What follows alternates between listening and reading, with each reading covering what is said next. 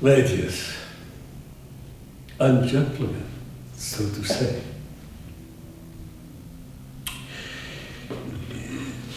It has been suggested to my wife that I should read here for a charitable object, a popular lecture. Well, if I must lecture, I must. It is absolutely no matter to me. Of course, I'm not a professor. I hold no learned degrees yet. And nevertheless, for the last 30 years, without stopping, I might even say to the injury of my own health and so on, I have been working on questions of a strictly scientific nature. I am a thinking man, and imagine at times even I compose scientific contributions. I mean, not precisely scientific, but you will pardon my saying so, they are almost in the scientific line. The other day, for instance, I wrote a long article entitled On the Harmfulness of Certain Insects. My daughters liked it immensely, especially their references to bugs. So, after reading it, I tore it to pieces, for surely, no matter how well you write, dispense with insecticide you cannot. We've got bugs, even in our piano.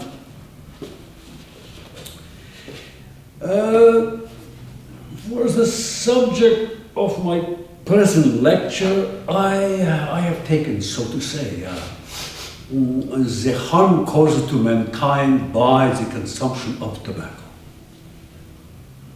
I myself smoke. But my wife ordered me to lecture today on the harmfulness of tobacco, so therefore there is no help for it on tobacco. Let it be on tobacco. It is absolutely no matter to me. But to you, gentlemen, I would suggest you regard my present lecture with all due seriousness, for fear that something unexpected may happen. Yet for those who are afraid of a dry scientific lecture, who do not care for such things, you need not listen to it. And you may even leave. I particularly crave the attention of the members of the medical profession here present who may gather from my lecture a great deal of useful information. Since tobacco, apart from its harmful effects, is also used in medicine. Thus, for instance, if you place a fly in a snuff box, it will probably die from the derangement of the nerves. Tobacco, essentially, is a plant.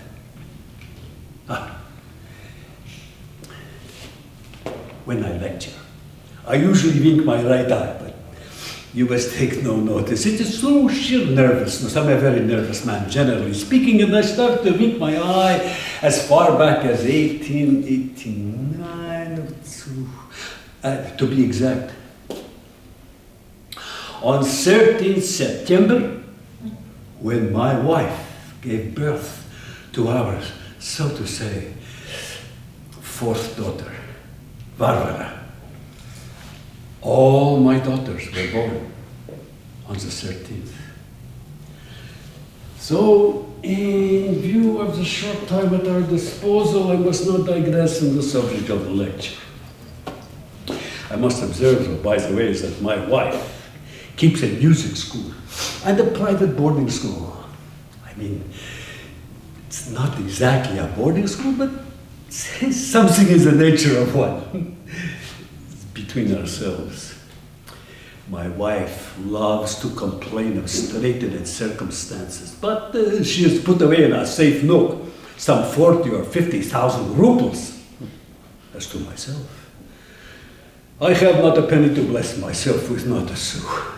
But well, what's the good dwelling in all that, huh? As a boarding school, 'tis my duty to look after the housekeeping. I buy the provisions, keep an eye on the servants, enter the expenses in a ledger, stitch together the exercise books, exterminate bugs, take my wife's pet dog for a walk, catch mice. Last night, I had to give out flour and butter to the cook, as we were going to have pancakes today. Well, to be brief, today, when the pancakes were ready, my wife came into the kitchen to say that 3 of her pupils would have no pancakes, as they had swollen glands. So, it happened. We had a few pancakes extra, huh? What would you do with them? At first, my wife ordered those pancakes to be taken to the pantry. But then she thought for a while, and after deliberation she says, "You can have those pancakes, you scarecrow." When she is out of humor, she always addresses me like that. Scarecrow, or viper, or Satan. You see, what a Satan I am. She is always out of humor. But I didn't masticate them properly. I just gulped them down, for I'm always hungry. Yesterday she gave me no dinner. No use, she said, feeding you scarecrows that you are. However, I strayed from my subject, digressed somewhat from my theme. Let us continue. So of course now you would rather hear a romance or a symphony or some aria. In the heat of the battle we shan't budge. I don't remember where that comes from. By the way, I have forgotten to mention that my wife's music school, apart from looking after the housekeeping, my duties also include the teaching of mathematics, physics, chemistry, geography, history, solfeggio, literature, etc. For dancing, singing, and drumming, my wife charges an extra fee. Although it is I who am the dancing and the singing master. Our music school. Our music school is at number 13, 5 Dogs Lane. That is probably why my life has been so unlucky. Through living in a house number 13. Again, my daughters were born on the 13th. And our house has 13 windows. But well, what's the good dwelling on all that, huh? My wife is at home at any hour for business interviews, and the prospectus of the school can be had from the portal here at 6 pence a copy. And if you please, I myself can let you have some. Each copy 6 pence. Anyone like a copy? No one. Make it 4 pence.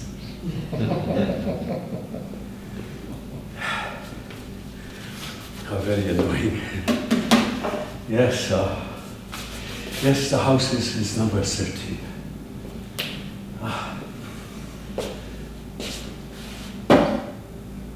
I'm a failure. I am a failure at everything.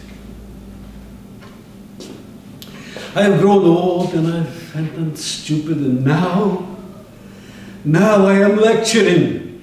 But to look at me, I am quite jolly. But I have such a longing to shout at the top of my voice or to run away to the ends of the earth. And there is no one to complain to. I even want to cry. You may say, you have your daughters. But what are daughters? I speak to them, and they only laugh. My wife has 7 daughters. I'm sorry, I believe only 6. No, sure, it's 7. The eldest, Anna, is 27, and the youngest is 17.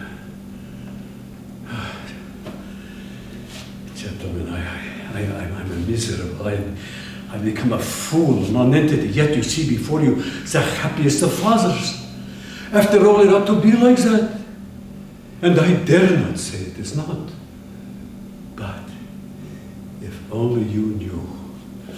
I have lived with my wife for 33 years, and I can say that those were the best years of my life. I mean, not precisely the best, but generally speaking, they have passed in a word like one happy moment. But strictly speaking, curse them all. I think, though, she is not come yet. She is not here, so therefore I may say what I like. I am terribly afraid. I am afraid when she looks at me. Well, as I was just saying, my daughters don't get married probably because they are shy, and also because men never have a chance of seeing them.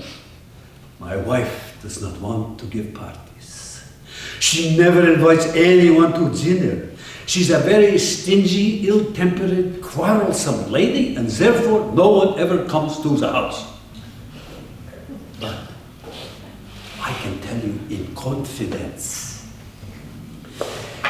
that my wife's daughters can be seen on great feast days at the home of their aunt, Natalia Semyonova.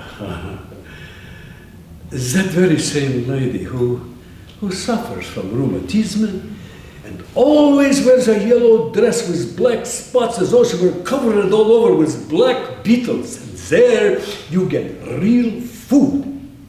And if my wife happens not to be there, then you can also tea. I must observe that I get drunk on one wine glass. On account of that, I feel so happy and at the same time so sad that I cannot describe it to you. I then recall my youth, and for some reason I long to run away. To run right away. Oh, if only you knew how I long to do it. To run away. To run, to leave everything behind. To run without ever looking back. Where to? It does not matter where, provided I can run away from that vile, mean, cheap life which is turning me into a miserable old idiot. To run away from that stupid, petty, ill-tempered, spiteful, malicious miser, my wife who's been tormenting me for 33 years. To run from the kitchen, from the music, from my wife's money affairs, from all those trifles and banalities. To run away, to run and then to stop somewhere far, far away in a field. And to stand stock still like a tree, like a post, like a garden scarecrow, under the wide heaven, and to stare all night long at the still bright moon over my head, and to forget what I long not to remember.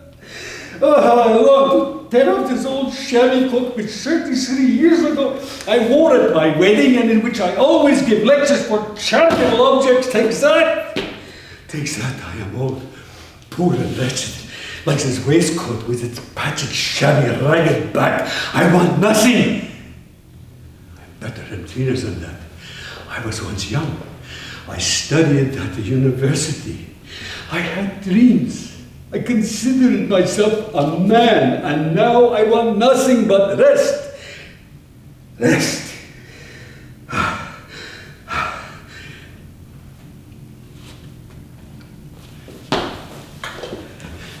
Behind the doorway is my wife. She has come and is waiting for me there. Please, I implore you, if she asks you, tell her that the lecture was that a scarecrow, I mean myself, behaved with dignity. She was looking in my direction.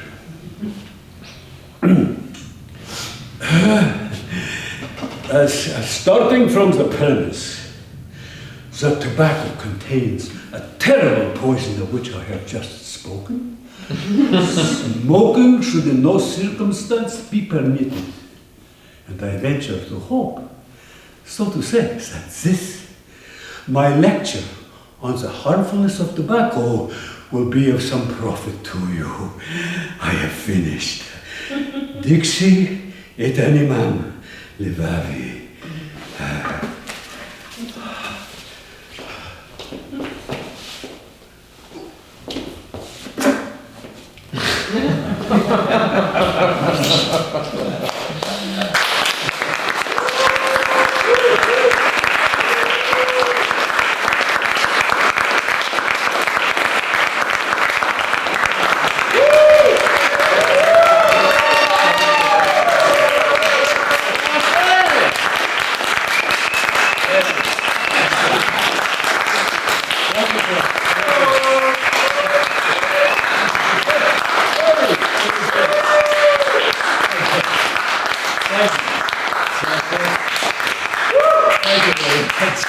I have nothing more to say. I just want to thank you all for coming out. It's so wonderful to see you. I've seen some wonderful people, and you're part of them these last few days. It's been a real trip. Could be my last kick at the can, but it was a pretty goddamn good kick, and I've got a nice bunch of people working with me. It's just, and to see you here tonight fills my heart with great pleasure. Love you all. Love you back. Yeah.